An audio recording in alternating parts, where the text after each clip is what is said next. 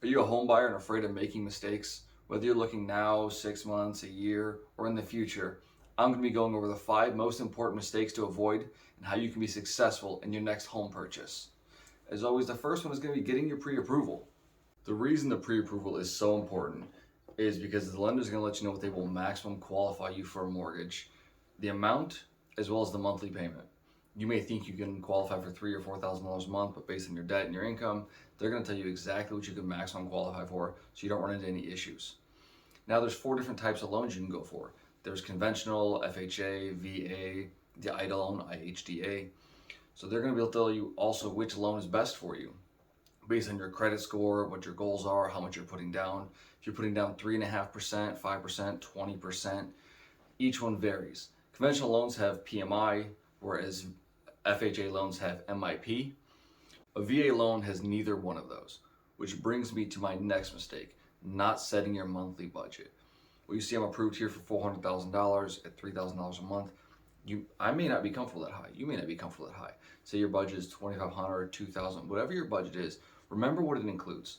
So your monthly budget or monthly payment will include your principal, your interest, your taxes, your insurance, your HOA, possibly SSA, which is very important because in this side of town where I live, taxes are almost $9,000. Across town, not very far, they're about $5,000, which can change the payment $300, $400 a month. They might look close on paper, but once you dive down, maybe a little too much for you and not what you're planning for. Also, if you're looking at houses and townhouses together, or separate I should say, be mindful of the HOA there. I lived in a duplex with the HOA was $35 a month. Didn't really bother me. Some HOAs are $300, $400 a month because they're including the outside snow removal, the lawn care, they might have a pool, which again, they're close in numbers, say 350, 350, but the HOA might actually affect it and bring you over the budget you want to be in. And then there's an SSA. Not very common to see, but if you do see them, it may look good, but you may not know about it. So an SSA typically will be a new construction where they're going to be covering, the SSA covers the road building and some of the sewers, and you pay that over X amount of years, and it's in your mortgage. We'll say you're looking at a $350,000 house and the townhouse, and you're like, it's close, but you didn't know there was an SSA. Now you're looking at possibly another $100 or $200 a month. So make sure you do your research and being mindful of what you're going to look at and when you're purchasing. Because if you don't, your payment might balloon higher than you had ever expected because you fell in love with a home that may be a little out of budget now. Which brings me to the next home buyer mistake I run into a lot, is not financially planning ahead. Don't forget that when you're going to look for houses and you're going to buy them, you need 3.5%, 5%, 10% down, whatever you budgeted for, as well as you're going to need roughly 2% or so of closing costs, unless you get a seller concession, which, a little bit less maybe, still, plan for it. A lot of times people are like, hey, I got $70 on my bank account, I want a house. Just a few dollars short. So make sure you're planning ahead financially. If you know you need a house in 6 months, a year, or whatever, 2 years, make sure you have enough money saved for the down payment, your closing cost, your moving expenses, your home inspection, your attorney, and you will really be good to go. So now you got the pre-approval, you got the budget figured out, brings me to the next mistake that a lot of people call me with, is, hey, I need a house, let's go. When's your lease up? Oh, well, I'm renting and my lease is up in a month. Okay, so just pick a house, we're gonna go into it, you're gonna put an offer, it doesn't matter what it looks like, because you only got a month, and you're just gonna move into it. Most likely not gonna happen. Most people that I meet, it's a month, 2 month. Well, a lot of apartments require a 2-month time frame for you to sign that next lease, or you give up your apartment. Some are different, right? Different rules everywhere. But the best bet is to always go 6 months in advance, in my opinion. So if you know that you're looking for a house, usually it's about 30 to 45 days to close. Home shopping might take you a little bit of time, but if you give yourself that 6-month buffer, you're ready, the pre-approval is good, your credit's good, and if it's not, it should give you a little time to fix it, or you know what to work on.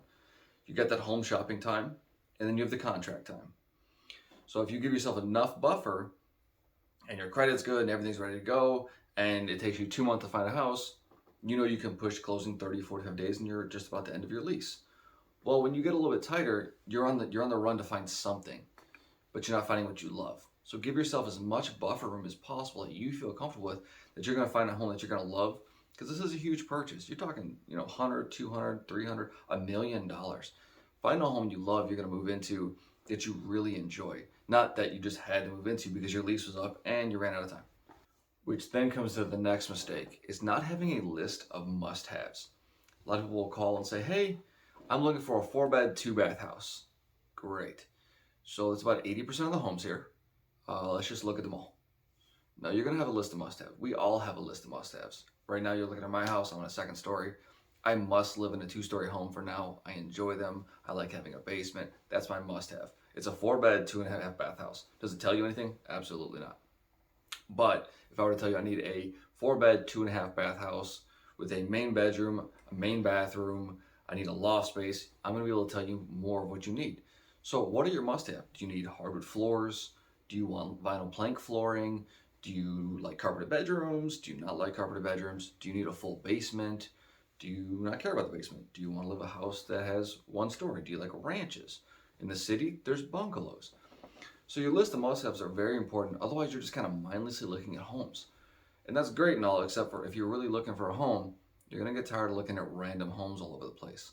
So make sure you set a list down of your absolute top 5 must-haves. Then maybe, or 3, if that's better for you.